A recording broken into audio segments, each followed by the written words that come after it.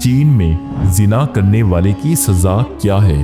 अस्सलामुअलैकुम नासरीन।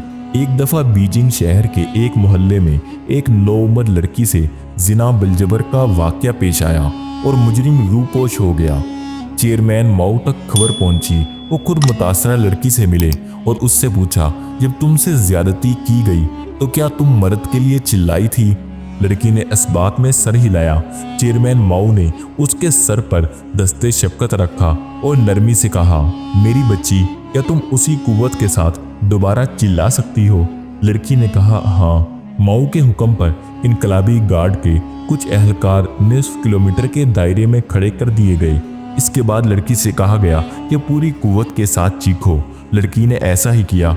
चेयरमैन माओ ने तमाम एहलकारों को बुलाया और हर एक से पूछा गया कि लड़की की चीख सुनाई दी या नहीं। सब ने कहा लड़की की चीख सुनाई दी गई। चेयरमैन माओ ने अगला हुक्म सादिर किया कि निस्फ मुरब्बा किलोमीटर के इस इलाके के तमाम मर्दों को गिरफ्तार कर लिया जाए और 30 मिनट के अंदर अगर मुजरिम की दुरुस्त निशानदेही ना हो सके तो तमाम गिरफ्तार मर्दों को गोली से उड़ा दिया जाए।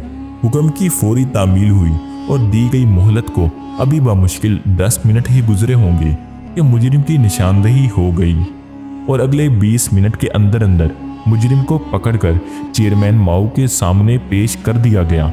लड़की ने शनाख्त की।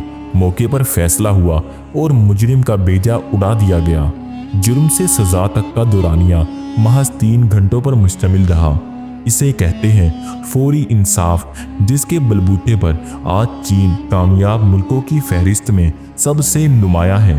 काश आज माओ जैसा हुक्मरान होता तो कसूर शहर की बेकसूर और मासूम ज़ैनब को ये रोज़े सियाह ना देखना पड़ता, जिसके बाद उसकी आंखें ही ना खुल सकें।